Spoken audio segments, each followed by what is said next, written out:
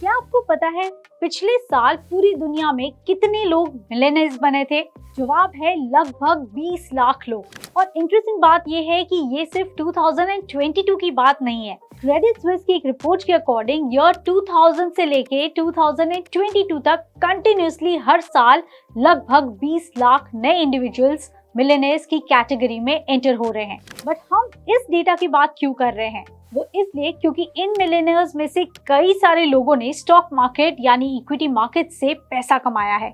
मतलब हर साल ज्यादा से ज्यादा इंडिविजुअल शेयर मार्केट में इन्वेस्ट करके अमीर बन रहे हैं। So what are you waiting for? अब शायद आपको उन 20 लाख लोगों में से एक बनने में टाइम जरूर लग सकता है, लेकिन तब तक आप ये तो जान ही सकते हैं कि जो मार्केट इतने लोगों को मिलियनेयर्स बना रहा है वो एक्चुअली है क्या, उसकी हिस्ट्री क्या है, एक्चुअल में मार्केट्स काम कैसे करते हैं। तो इन्हीं क्वेश्चंस को आंसर करने के लिए हमने आज आपके लिए ये वीडियो बनाई है। So let's start the video. सबसे पहले बात करते हैं what exactly is stock market.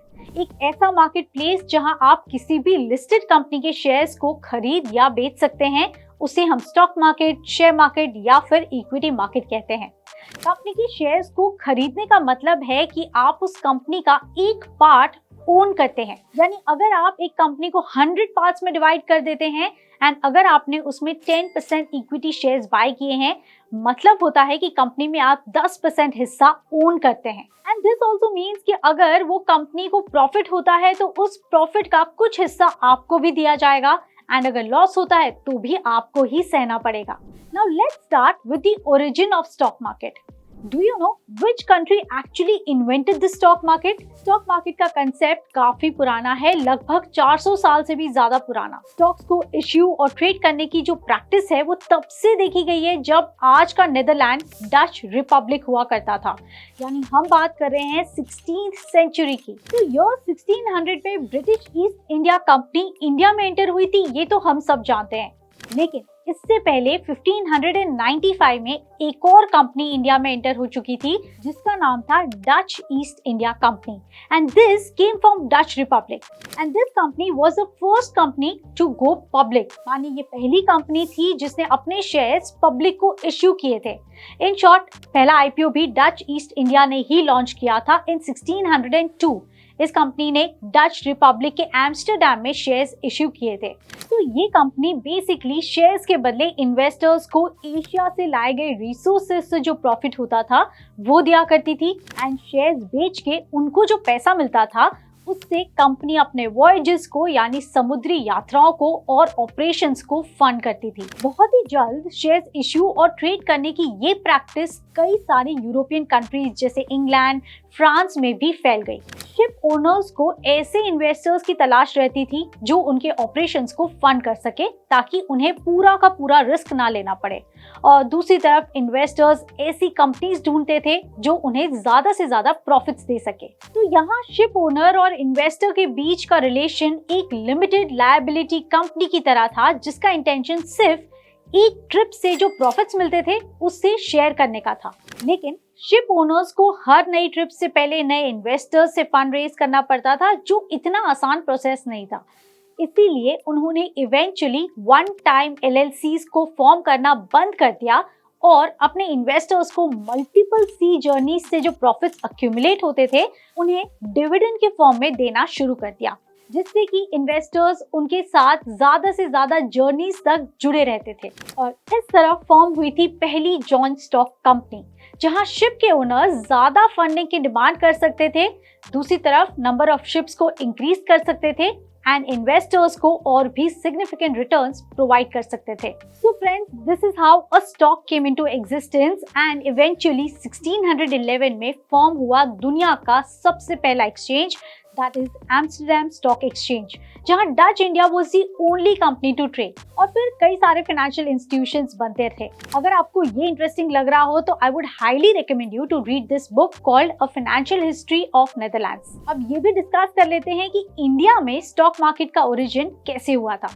तो 1875 में इंडिया के पहले स्टॉक एक्सचेंज की शुरुआत की गई थी जिसका नाम था the native share and stock brokers association and later on इसका नाम बदलकर BSE यानी बॉम्बे स्टॉक एक्सचेंज रख दिया गया था। प्रेजेंट डेट में इंडिया में 2 नेशनल एक्सचेंजेस हैं, that is NSE and BSE, और इन टोटल अगर आप देखें तो 7 स्टॉक एक्सचेंजेस हैं जिसे सेबी रेगुलेट करता है, पर सारे के सारे एक्टिव नहीं है। BSE, NSE के अलावा बस MCX एक्टिव है, but that is a commodity exchange. अच्छा, सेबी क्या है? तो सेबी का फुल फॉर्म है securities and exchange board of India, जिसका फॉर्मेशन 1992 में किया गया था, जिसका मेन फंक्शन है इंडियन स्टॉक मार्केट को रेगुलेट करना और इन्वेस्टर्स के राइट्स को सिक्योर रखना।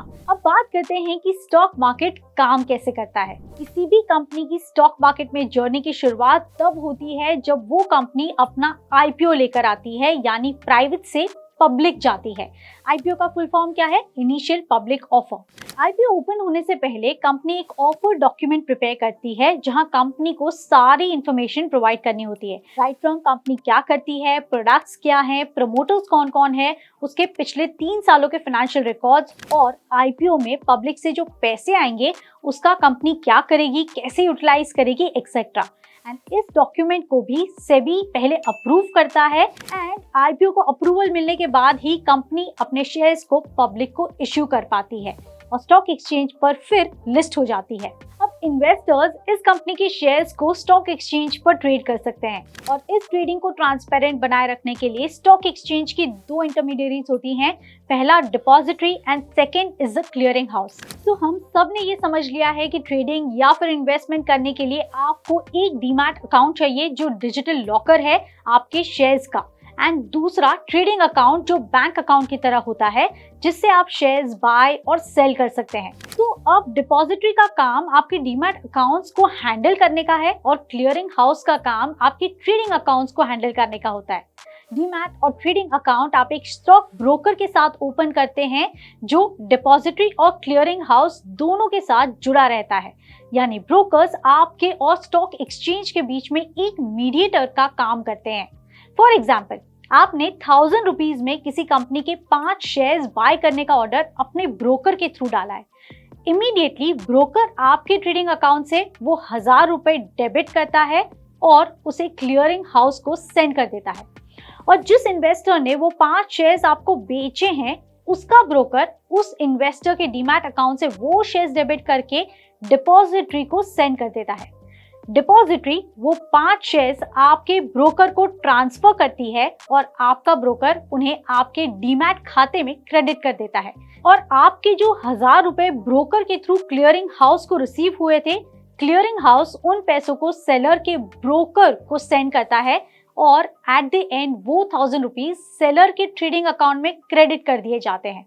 अब इस पूरी प्रोसेस को कंप्लीट होने में 2 दिन का टाइम लगता है, इसीलिए T+2 कहा जाता है, जहां T से हमारा मतलब ट्रेडिंग डे से है, यानी जिस दिन आप ऑर्डर डालते हैं उसके 2 दिनों के बाद आपको शेयर्स या फिर आपका जो अमाउंट है वो रिसीव हो जाता है।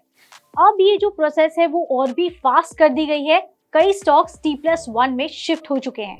अब प्राइस मैकेनिज्म के बारे में भी डिस्कस कर लेते हैं। तो किसी भी स्टॉक की जो प्राइस होती है वो उसकी डिमांड और सप्लाई के बेसिस पर डिसाइड होती है, यानी स्टॉक की डिमांड ज्यादा है और सप्लाई कम है तो स्टॉक के प्राइसेस इंक्रीज हो जाते हैं, और अगर ज्यादा लोग बेच रहे हैं स्टॉक को, यानी सप्लाई ज्यादा है एंड खरीदने वाले कम है, तो स्टॉक के जो प्राइसेस हैं वो डिक्रीज होने लगते हैं। अब ये तो हो गई एक पर्टिकुलर स्टॉक मूवमेंट के बारे में, लेकिन क्या आपके लिए सारी कंपनीज की स्टॉक मूवमेंट को ट्रैक करना पॉसिबल है? अगर गलती से भी आपका आंसर हाँ है तो let me tell you, BSE पर 5000 से भी ज्यादा एंड NSE पर 1600 से भी ज्यादा कंपनीज लिस्टेड हैं, so it's practically not possible. And because investors इतनी सारी कंपनीज को ट्रैक नहीं कर सकते हैं, इसीलिए एक सैंपल जो सारे स्टॉक्स को रिप्रेजेंट कर सके ये बनाया गया है, और इस सैंपल को हम इंडेक्स कहते हैं। स्टॉक इंडेक्स में अलग अलग सेक्टर्स की टॉप परफॉर्मिंग कंपनीज को सिलेक्ट किया जाता है और फिर उनकी मूवमेंट को ट्रैक किया जाता है। इन इंडाइसेस की जो मूवमेंट होती है उसी को हम मार्केट की मूवमेंट कंसिडर करते हैं। तो BSE का जो इंडेक्स है उसमें टॉप 30 कंपनी शामिल है एंड इस इंडेक्स को सेंसेक्स कहते हैं। वहीं NSE के इंडेक्स में टॉप 50 कंपनी शामिल हैं एंड इसे निफ्टी कहते हैं। ये इंडाइसेस से हमें मोटा मोटी मार्केट का जो डायरेक्शन है वो समझ में आ जाता है, और इसीलिए हर बिजनेस चैनल और हर बिजनेस पेपर में आपको सेंसेक्स और निफ्टी के जो लेवल्स हैं वो बार बार बताए जाते हैं। तो फ्रेंड्स, ये थी वो वीडियो जहां हमने स्टॉक मार्केट की ABC से लेके XYZ सब कुछ डिस्कस करने की कोशिश की है। तो क्विकली एक बार रिकैप भी कर लेते हैं। सबसे पहले हमने ये समझा कि स्टॉक मार्केट क्या होता है। एक ऐसा मार्केट प्लेस होता है जहां कंपनीज के शेयर्स को बाय और सेल किया जाता है। उसके बाद हमने स्टॉक मार्केट की ओरिजिन या हिस्ट्री की भी बात की है। फिर हमने ये जाना कि मार्केट काम कैसे करता है, फिर कैसे डिमांड और सप्लाई स्टॉक प्राइसेस को इम्पैक्ट करते हैं, ये डिस्कस किया। आई होप आज की ये वीडियो आपको पसंद आई होगी।